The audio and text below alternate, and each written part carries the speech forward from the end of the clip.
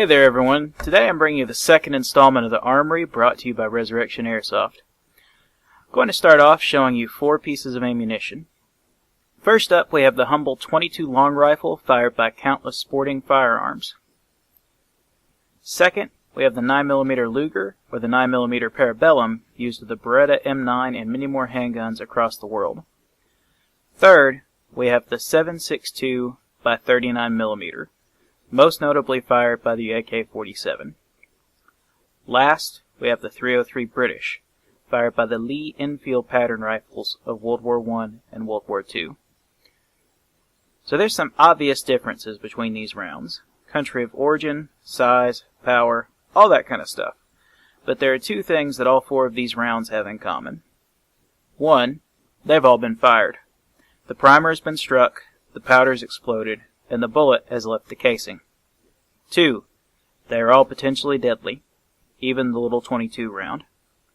I look at these casings and I believe that God can do anything. However, I'm not sure that any amount of prayer and devotion is going to put these bullets back into their casings.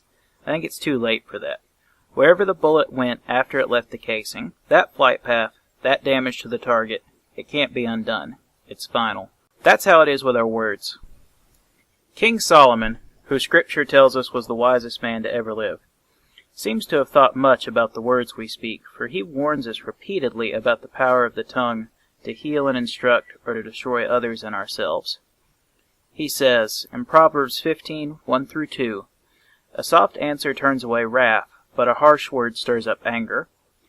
The tongue of the wise commends knowledge, but the mouths of fools pour out folly." Again he says in Proverbs 15:28, "The heart of the righteous ponders how to answer, but the mouth of the wicked pours out evil things." And also, in Proverbs 18:20-21, "From the fruit of a man's mouth his stomach is satisfied, for he is satisfied by the yield of his lips. Death and life are in the power of the tongue, and those who love it will eat its fruits."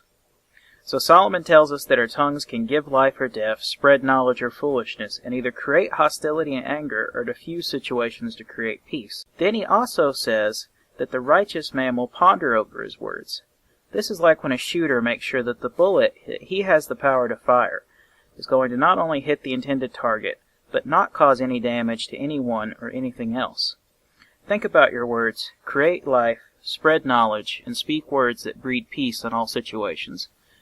Just like every fired round, every spoken word holds immense power, and once a word is spoken, it can never be unspoken. Make every word count for good.